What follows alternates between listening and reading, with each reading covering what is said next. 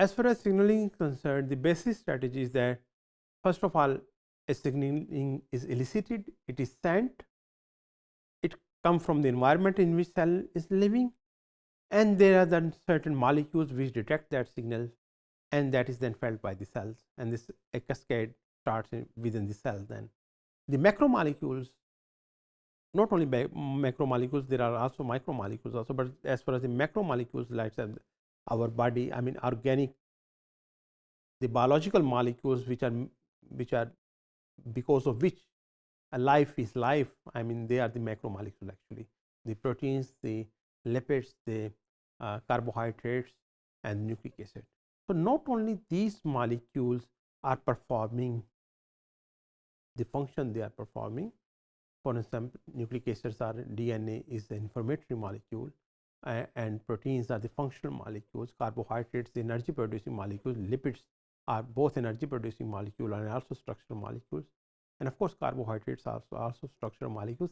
They are also signaling molecules. The signals molecules don't have always been simple ions or simple molecules. Some micromolecules can also act as the signaling molecules. For example, or organic molecules can also act as signaling molecules. Insulin, for example, insulin is in the form of a small protein or peptide, but I mean it's not a very large protein, but still it's a sort of a, we can categorize it as a organic macromolecule.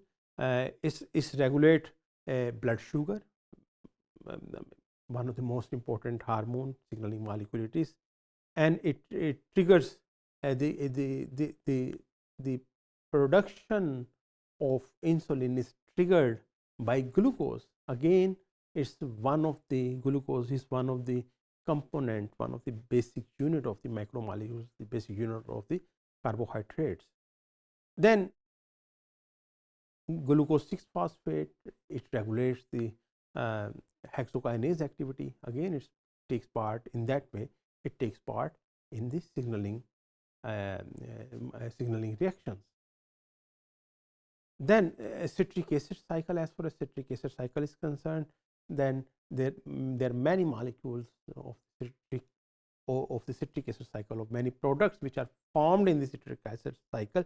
They themselves act as signaling molecules and control the pace or control the regulation of the citric acid cycle. For example, citrate inhibits the phosphofructose kinase, which is a glycolytic pathway enzyme, and if glycolysis is affected, and of course it ultimately also affects the citric acid cycle also. Then I mean there are also certain molecules which are on the form of odorants, which are smell molecules, you can say, which elicit, which stimulate your olfactory receptors. In human, it may not be a very important or significantly important the molecules, but as far as the very survival of the many other organisms, specifically mammals, other mammals or reptiles are concerned, for instance, olfactory sensory organs and olfactory receptors play very, very important role in them. Actually, their very survival can be compromised if there are mutations in these receptors which receive which are stimulated by the odorants.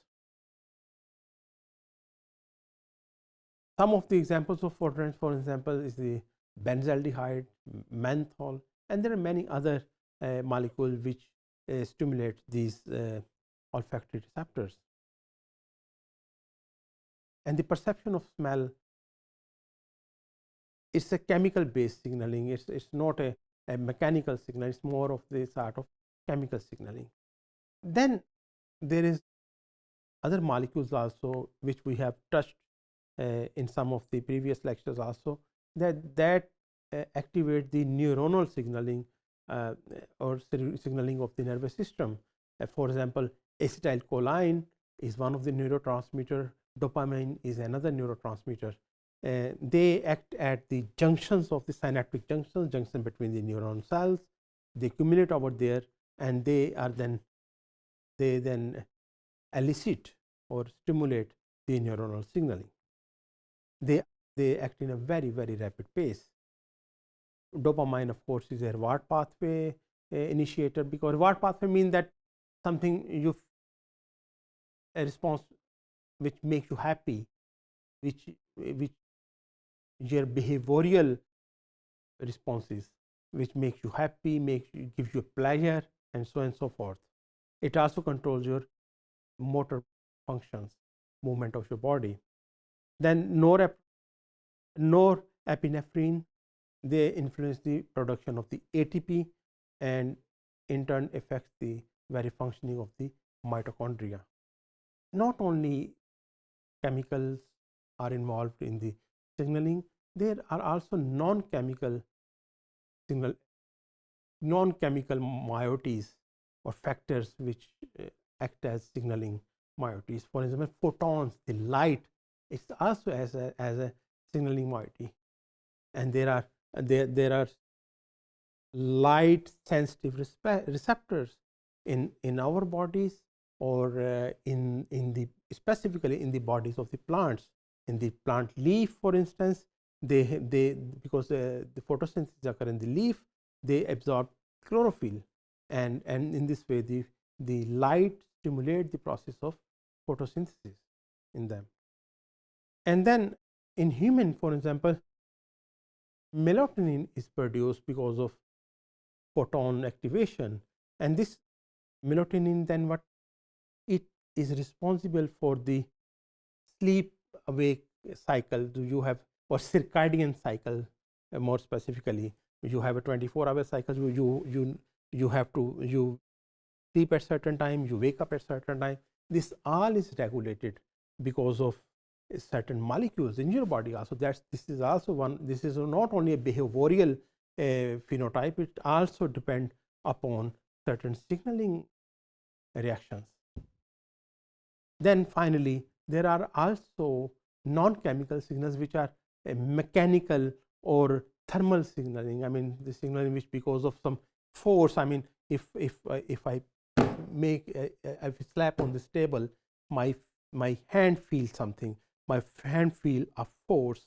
Or if this is very cold, and you know, it's outside nowadays it's very cold, it's the middle of December, and my body feel it, that is the thermal signaling. And then forces feel, that my body feels the force, that is the mechanical signaling, or mechanical forces which stimulate different sort of reactions or biochemical pathways in our body. Sound wave is also another example.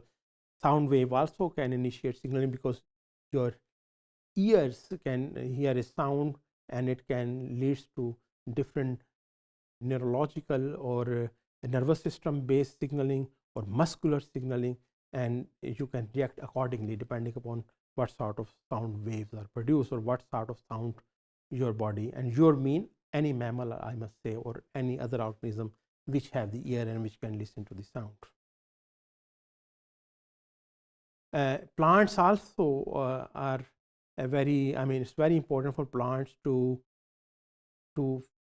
respond respond to the gravity. That's why your roots, you never see the plant's roots growing upward. They move downward and the stem moves upward. It's never other way around, because the auxin, a plant hormone, is responsible for initiating the signaling which in response to the gravity. Then glycolysis also is affected by the mechanical signaling. For example, the phosphofructose kinase activity is very much affected by the mechanical stress. Hence, the process of glucose metabolism is affected.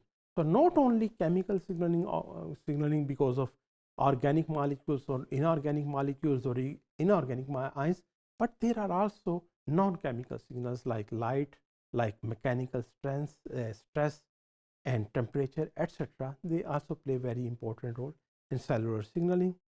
Very, very diverse this whole the signaling pathways, this whole subject shows. I mean, this is a very, very diverse, very comprehensive subject, and it also show that how complex life is, because life is nothing without cells, and cells have to be responsive and controlling those responses to that diverse array of signals.